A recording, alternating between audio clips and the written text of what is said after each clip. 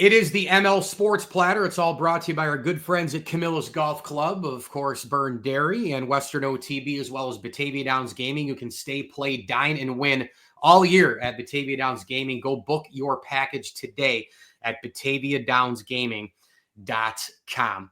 My good friend, Bob Ehalt, horse racing insider. He's been all over it for decades. You can get him on Twitter at Bob Ehalt and bloodhorse.com. The sports and turf writer joins us now, fresh off a tremendous performance by Sovereignty. Bob, welcome back. It's been so long, man. It's been, yes, but happy to be back.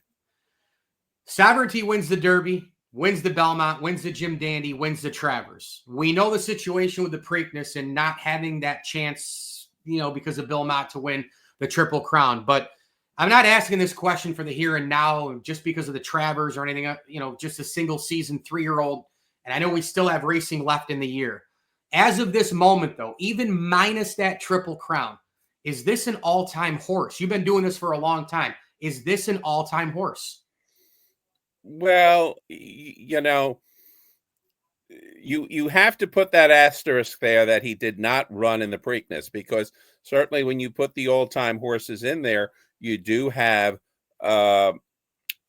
Justify, you have American Pharaoh, say, who won the Triple Crown, and in the case of Justify, he won the 3 Triple Crown races and then retired. Mm-hmm. There, without putting the Preakness in there and showing us that you could win those 3 in the narrow frame time without timing, when timing does not work on your behalf, I don't think you can yet. I think if he wins the Classic, he has a big 4-year-old campaign. Yes, he's definitely amongst the greats, but this is where we're not running in the Preakness hurts you from a historical point. You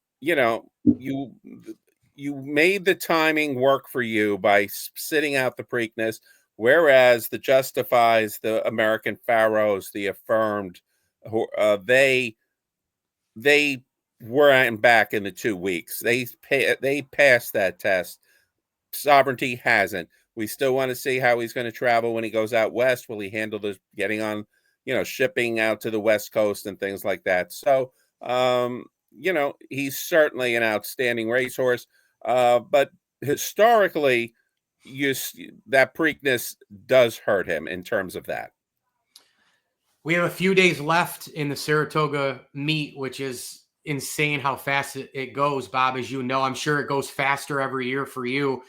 It's one of my favorite places on earth. I didn't get out again this year, which bugs me every day. But hit me with a couple other highlights this season, maybe a couple that people already know about, or maybe behind the curtain that they don't know about. You're inside the walls of the horse community. Take us through Saratoga this year, some big highlights. I know there's a certain jockey that's had a pretty darn good year, huh? Well, actually, you could say a few of them. A couple. I mean, the Ortiz brothers really are putting on a pretty good, put on a real great show. It's going to not end like the way you would think it should, because Jose is going to be down at Kentucky Downs riding. So that's going to probably let Irad win the title. But the two Ortiz brothers really ran extremely well. There was some great racing. The Whitney was a real good horse race with Sierra Leone winning it, holding off Highland Falls, who was who had won the Jockey Club Gold Cup at Saratoga the year before. That was a great race. We saw a great one on Saturday in terms of a thriller when you saw Torpedo Anna, really challenged by Darth Vader. That was a thriller that you weren't sure which was going to go. It looked like she was going to get beat, but you saw the medal of a horse of the year with her coming back to win. And there really were just a whole bunch of great performances. Nitrogen being able to come look like, this was a turf filly, and all of a sudden she's winning the Alabama. That's a really great achievement. Bookham Dano, you saw the New Jersey bred, who probably is going to wind up being a champion sprinter. And on the other side, probably one of the more heartwarming things you saw this year, trainer Miguel Clement, his father, Christophe Clement, a very beloved trainer, died prematurely at the age of 59 after battling cancer for a few years. Miguel took over the stable, and boy, the stable has not missed a beat. He's really just continued his father's legacy in a way that I'm sure that everybody around him is so proud of, and has been a pretty good, heartwarming story this meet. Final thing I have for you, Bob, is obviously Ron Turcotte recently passed, the jockey of Secretariat, and we all, I mean, 1973 is kind of like the year it's carved into horse racing history, like baseball numbers are carved, 755 and some of the other ones 56, and some of those numbers for horse racing that year is just Secretariat. You say 1973, everybody thinks of Secretariat. I only had one interaction with him at the Belmont. He was just kind of hanging out, and he was in his wheelchair. And this was years back, because I went to a couple of Belmonts and saw him there. And he signed a photo for me on the back wall here. I was kind of playing fan that day, so I was like, man, I got to get this guy's auto. You had interactions with Ron, I'm sure, right? Can you just kind of share the memories of kind of who he was on and off the track, and anything that you might want to give to my horse racing fans who are listening and watching out there, Bob? Well, Ron, I was, when in 1973, I was about 17 years old back then, so I really wasn't involved in the media and such like this. Raising hell. And then, yeah. I was, Mike Rapoli was Mike from Queens. I was Bob from Queens. So, we were hanging out on the street gangs in Queens together. So,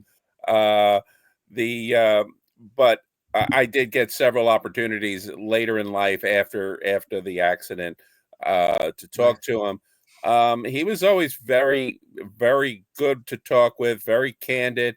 His recollections, I enjoyed talking with him, certainly about Secretariat. I was always impressed by him saying that he thought Secretariat was better on turf than he was on the dirt. He was very adamant about it. And it really made me wonder, geez, boy, if he had raced it for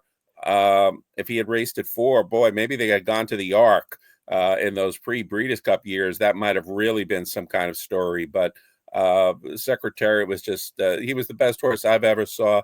And I do remember it was fun talking with Ron and even Penny Tweedy about their other horse from the previous year, Reva Ridge, who was always overlooked because of Secretariat coming the next year. But he was a great horse, and Ron had some really good memories on him and such. But he was always a man who was kind with his time. He did a lot to try to create awareness for jockeys and the injuries specter that they face. And really, a lot of people truly loved him. And certainly he's someone who's going to be missed. No doubt about it. Horse Racing Insider, my guy, Bob Ehalt. Go get him on Twitter. It's a must follow if you're a horse racing fan. His work is outstanding. At Bob Ehalt, of course, the founder of New York Hot List Handicapping Service and the website bloodhorse.com. He posts all of his articles. The content's tremendous. Bob, you're like a huge staple to my show, have been for years. Syracuse, Albany, now in the social digital platform with the podcasting and all the rest. Can't thank you enough. The interview brought to you by Western OTB and Batavia Downs Gaming. I hope to see you real soon, and keep up the amazing work, man. Enjoy the final days at Saratoga, my man. Thanks, Mike. Always a pleasure talking with you.